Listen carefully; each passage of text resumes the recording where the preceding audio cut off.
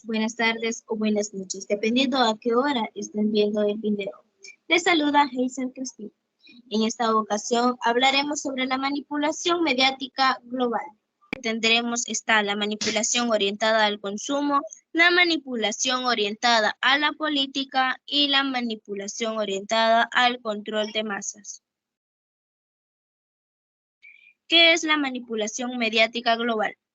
Según lo sugiere su mismo nombre, puede afirmarse que los medios de comunicación son manipuladores por naturaleza, en vista de que su función central es precisamente mediar entre el mundo real y la presentación de este, que le hace llegar al destinario. Para ello, recurren a una diversidad de lenguajes, símbolos, que no son otra cosa más que la forma de decir el mundo y así alejarlo de caos al ordenarlo, y hacerlo significativo. Las 10 principales estrategias de manipulación mediática son: la estrategia de la distracción. El elemento primordial del control social es la estrategia de la distracción, que consiste en desviar la atención del público de los problemas importantes y de los cambios decididos por las élites políticas y económicas, mediante las técnicas del diluvio o inundación de continuas distracciones y de formaciones insignificantes.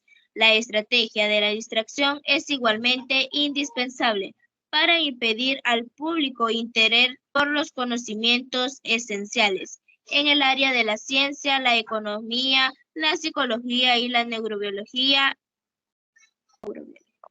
La psicología, la neurobiología y la cibernética. Crear problemas después de ofrecer soluciones. Este método también es llamado problema, reacción, solución. Se crea un problema, una situación prevista para causar cierta reacción en el público, a fin de que éste sea el mandante de las medidas que se desea aceptar. Por ejemplo, dejar que se desenvuelva o se intensifique la violencia urbana u organización atentados sangrientos, a fin de que el público sea demandante de leyes de seguridad y políticas en perjuicios de la libertad, o también crear una crisis económica para hacer aceptar como un mal necesario el retroceso de los derechos sociales y el desmantelamiento de los servicios públicos. La estrategia de la gradualidad. Para hacer que se acepte una medida inaceptable, basta aplicarla gradualmente, a cuentagotas por años consecutivos. Es de esa manera que condiciones socioeconómicas radicalmente nuevas, neoliberalismo, fueron impuestas durante las décadas de 1980 y 1990. Estado mínimo, privatizaciones, precariedad, flexibilidad, desempleo en masa, salarios que ya no aseguran ingresos decentes, tanto cambios que hubieran provocado una revolución si hubieran sido aplicadas de una sola vez. Estrategia de diferir. Otra manera de hacer aceptar una decisión impopular es la de presentarla como dolorosa y necesaria, obteniendo la aceptación pública en el momento para una aplicación futura. Es más fácil aceptar un sacrificio futuro que un sacrificio inmediato. Primero porque el esfuerzo no es empleado inmediatamente. Luego porque el público, la masa, tiene siempre la tendencia a esperar ingenuamente que todo irá mejor mañana y que el sacrificio exigido podrá ser evitado. Esto da más tiempo al público para acostumbrarse a la idea del cambio y de aceptarla con resignación cuando llegue el momento. Dirigirse al público como criaturas de poca edad. La mayoría de la publicidad dirigida al gran público utiliza discursos, argumentos, personajes, entonación particularmente infantiles, muchas veces próximos a la debilidad. como si el espectador fuese una criatura de poca edad o un deficiente mental.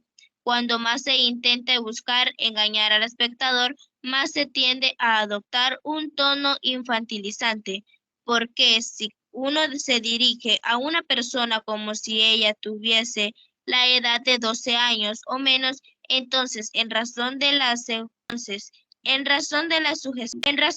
sugestionabilidad, ella tendrá con cierta probabilidad a una respuesta o reacción también desprovista de un sentido crítico como la de una persona de 12 años o menos de edad.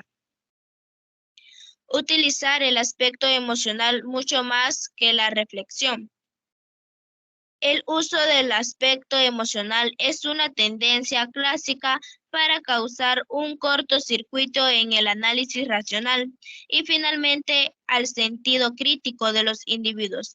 Por otra parte, la utilización del registro emocional permite abrir la puerta del acceso inconsciente para implantar o ejercitar ideas, deseos, miedos y temores, compulsiones o inducir comportamientos.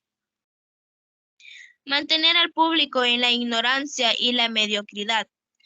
Que el público sea incapaz de comprender las tecnologías y los métodos utilizados para su control, su esclavitud, la calidad de la educación dada a las clases sociales inferiores debe ser la más pobre y mediocre posible, de forma que la distancia y la ignorancia que planea entre las clases inferiores y las clases sociales superiores sea y permanezca imposibles de alcanzar para las clases inferiores. Ver armas silenciosas para guerras tranquilas.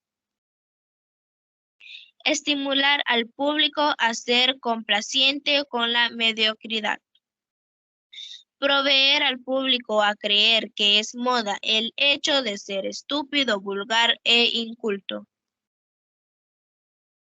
Reforzar la hacer creer al individuo que es solamente él el culpable por sus propias desgracias, por causa de la insuficiencia de su inteligencia, de sus capacidades o de sus esfuerzos. Así, en lugar de rebelarse contra el sistema económico, el individuo se autodesvalida y se culpa, lo que genera un estado depresivo, uno de cuyos afectos a la inhibición de su acción, y sin acción no hay revolución. Conocer a los individuos mejor de lo que ellos mismos se conocen.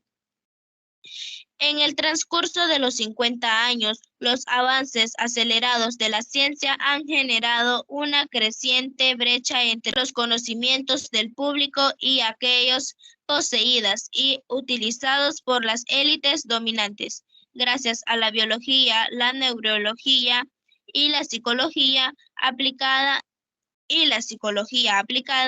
el sistema ha disfrutado de un conocimiento avanzado del ser humano, tanto de forma física como psicológicamente. El sistema ha conseguido conocer mejor al individuo común de lo que él se conoce a sí mismo. Esto significa que en la mayoría de los casos ejerce un control mayor y un gran poder sobre los individuos mayor que el de los individuos sobre sí mismo.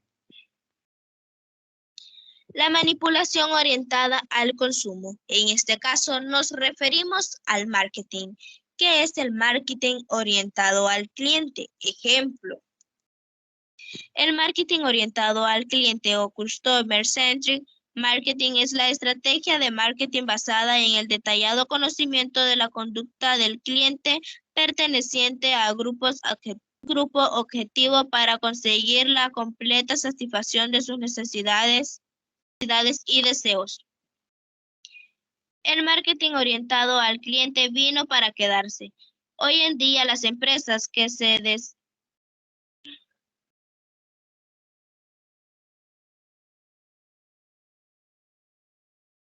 ¿Qué es el marketing orientado al cliente? Ejemplos. El marketing orientado al cliente o Customer Centric Marketing es la estrategia de marketing basada en el detallado conocimiento de la conducta del cliente perteneciente al grupo objetivo para conseguir la completa satisfacción de sus necesidades y deseos.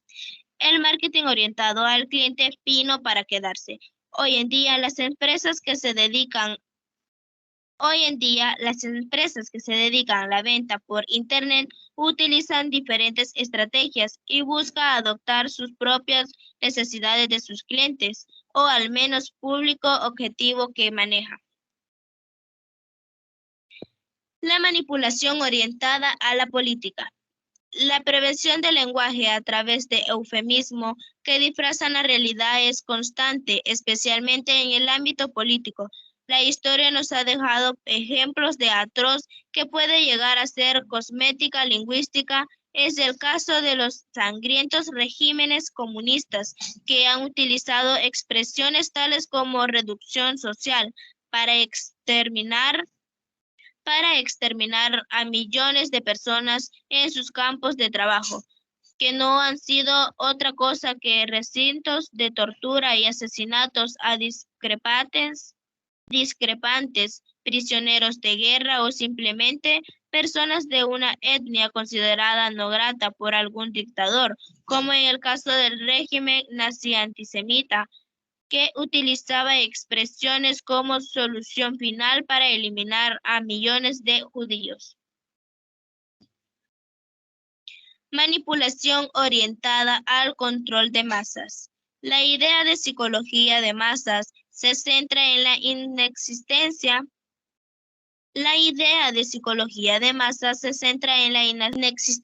de autonomía dentro de un grupo ya creado.